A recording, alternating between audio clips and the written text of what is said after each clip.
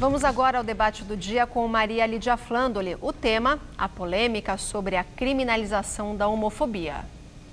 E convidamos para essa reflexão Carlos César, do PSB, deputado estadual em São Paulo no seu 3º mandato e foi líder do governo na Assembleia Legislativa na gestão Márcio França.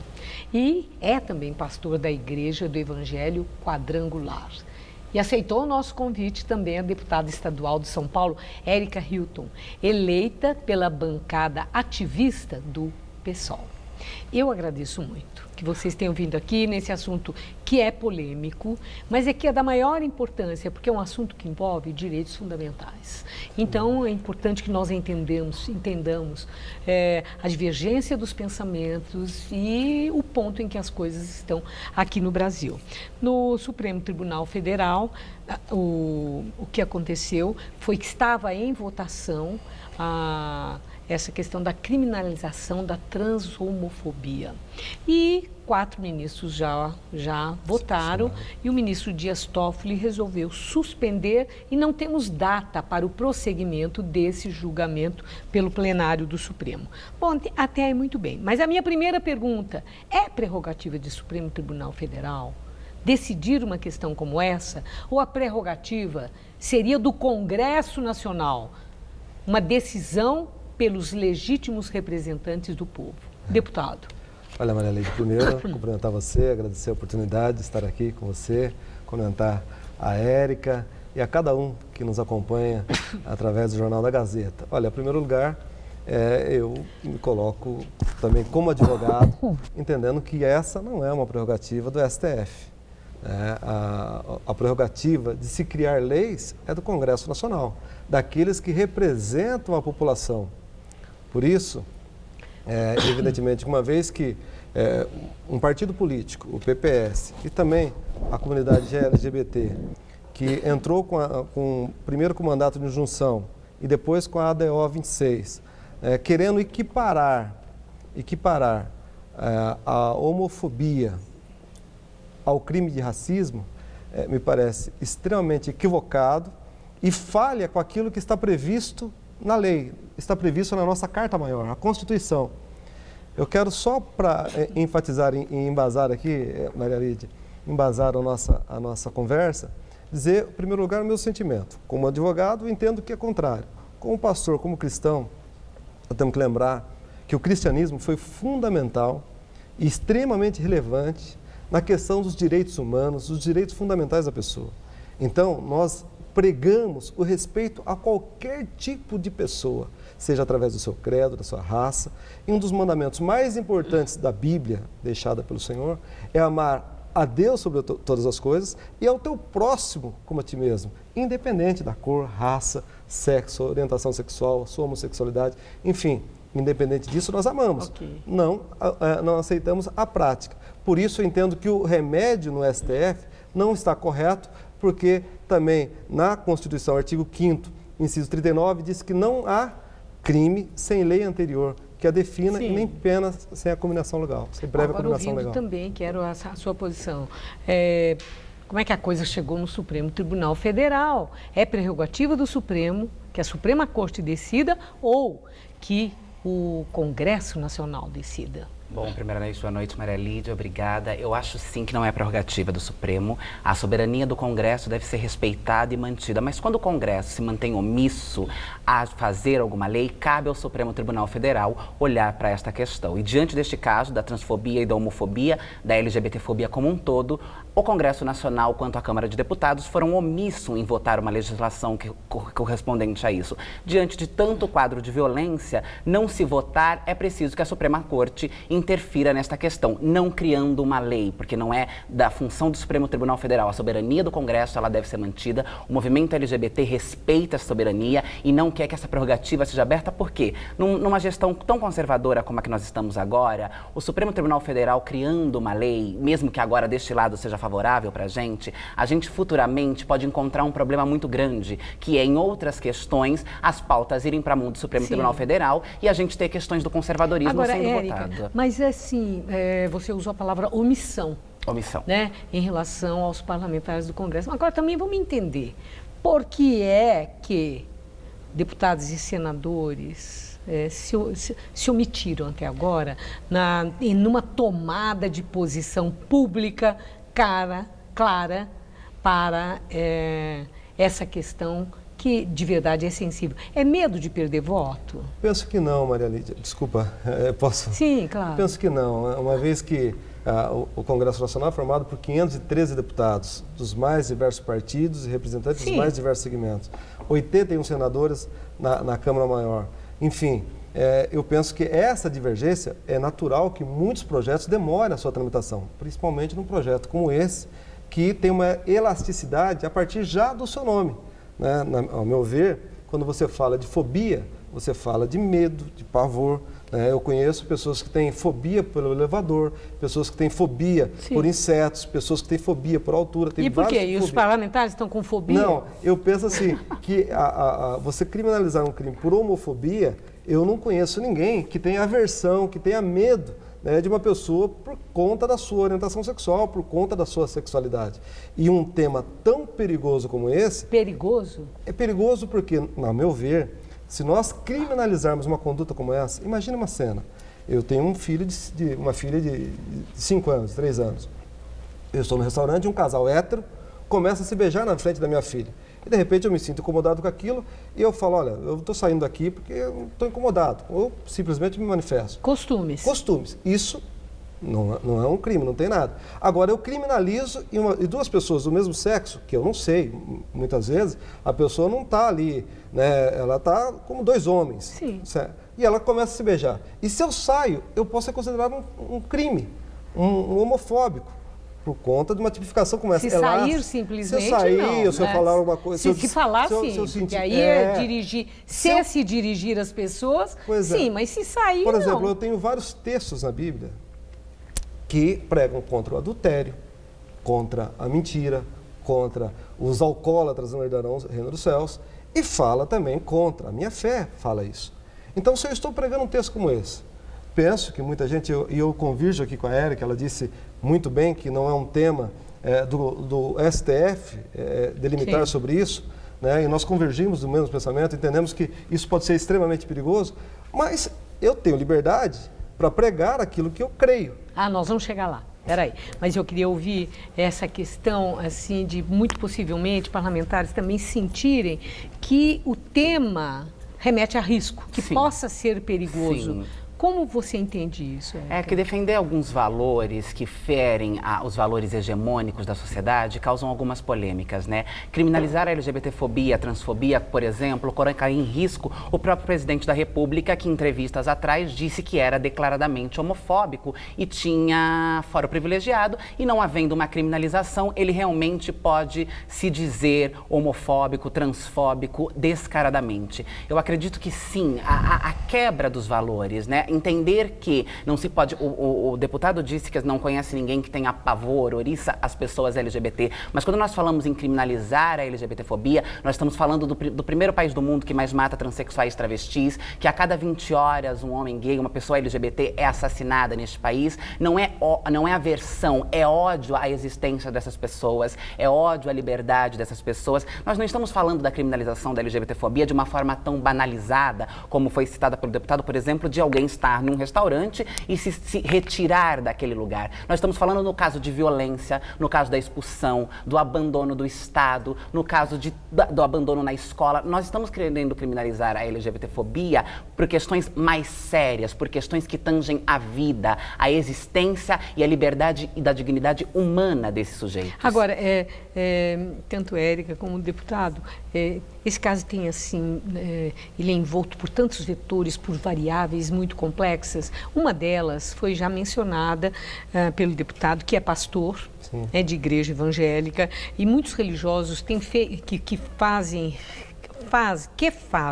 restrições éticas a relações homossexuais. Eles explicam isso, que eles pensam e agem segundo a sua fé, que é um fator subjetivo a fé que norteia a vida deles, a religião, o culto, todo um histórico que os envolve.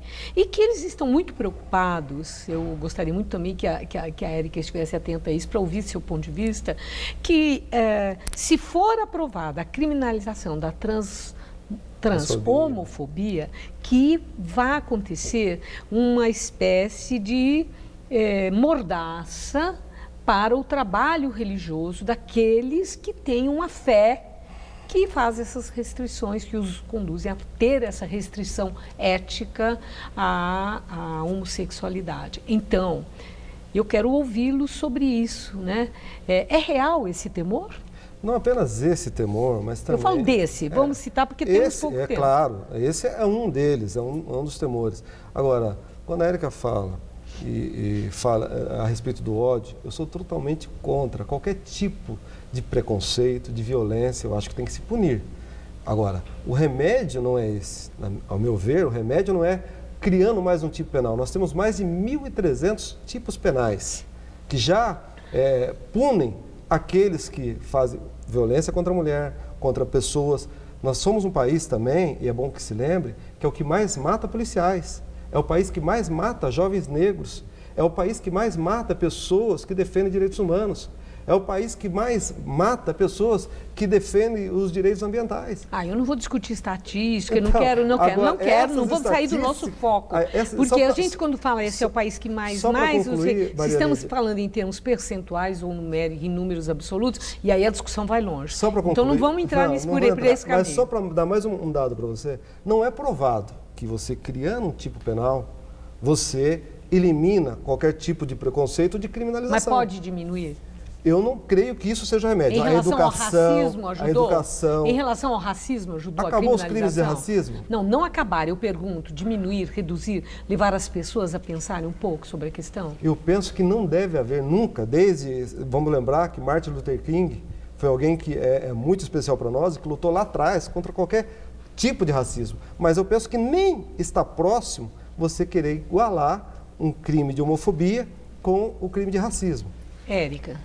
Eu acho que a gente tem duas questões. Os abolicionistas também vêm trazendo essa questão e nós não defendemos o punitivismo como uma saída e uma solução. Nós sabemos que quem vai preso neste país são jovens negros de periferia. Nós sabemos que a justiça, ela é cega para algumas questões. Mas nós entendemos também que se nós partirmos desta análise, nós precisamos revogar os crimes de feminicídio, racismo, todos os outros crimes que são colocados para intimidar, para dar umas seguradas nessas violências. A gente sabe que construir mais códigos penais e criminalizar mais pessoas não resolve, mas é importante porque a gente continua vendo que os números caem. As pessoas continuam estuprando, as pessoas continuam matando, as pessoas continuam praticando racismo, mas agora existe uma plataforma, existe um caminho para si e existem muitas pessoas que deixam de praticar por conta de se sentirem intimidadas. Com relação ao discurso religioso, os próprios defensores no Supremo Tribunal Federal da criminalização da LGBTfobia deixam muito bem claro que esta prática será respeitada. A prática e a liberdade religiosa, ela permanece sendo respeitada. Não vai ser permitido que se violente, que se diga mal, que se maltrate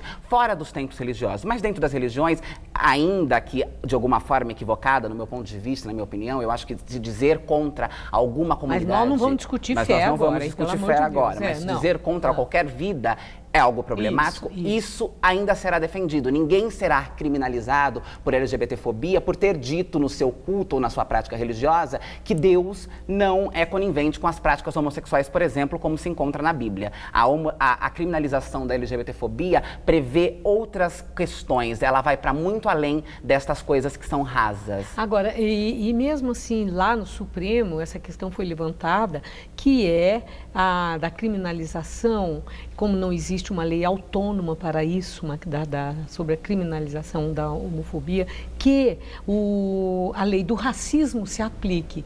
E o deputado já fez uma referência que me sugeriu que acha que aí existe ou um exagero ou uma inadequação. Totalmente inadequado. Por quê? Aí eu pergunto por quê? Porque o crime é a subsunção da conduta ao fato. Mas ambos não envolvem discriminação. Sim, mas qualquer tipo de discriminação por cor, raça, ela tem que ser punida.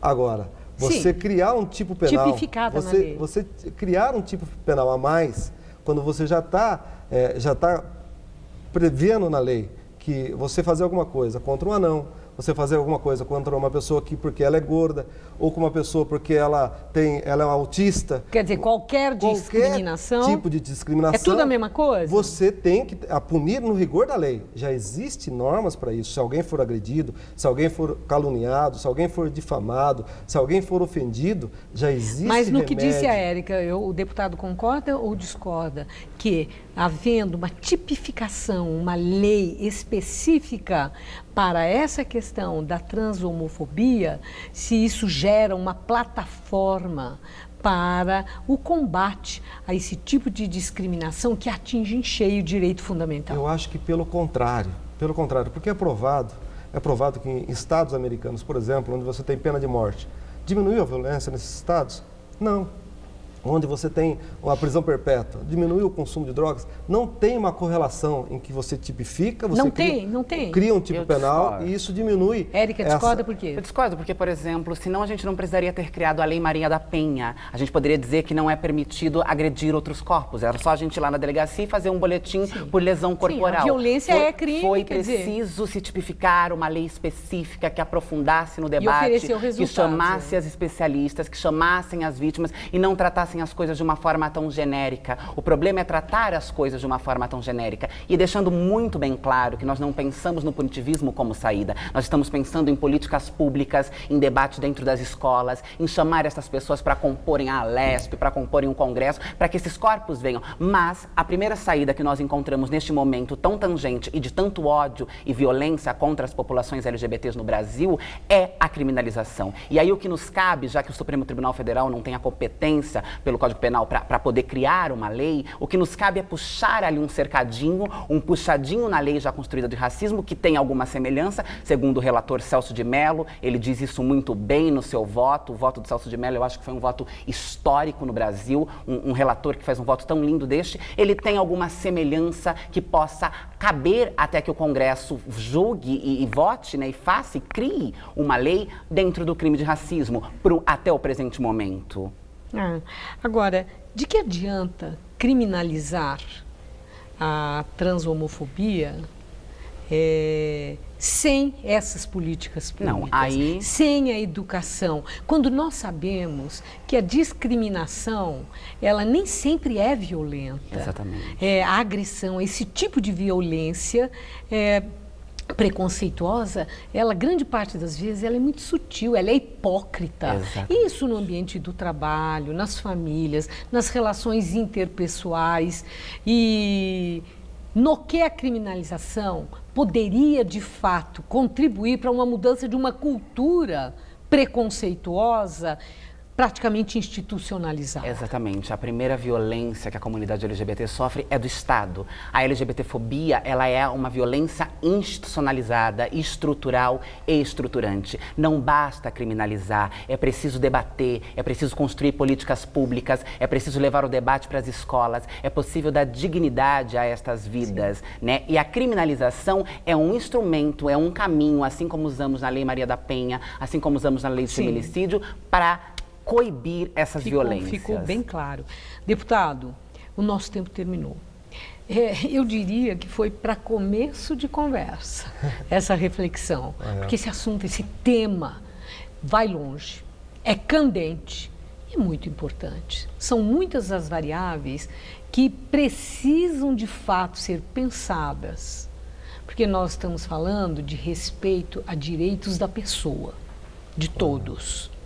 E eu já deixo um convite para vocês. E eu deixo o convite para vocês voltarem e, à medida que as coisas andem, que nós temos aí todo um processo da vida parlamentar, da de vocês também em São Paulo, esse assunto voltará. E eu os quero de volta aqui para prosseguirmos o debate. Com certeza. Muito obrigada pela clareza com que expuseram as suas ideias. Obrigado, Uma boa noite. Boa noite a todos. Boa noite. Luciana.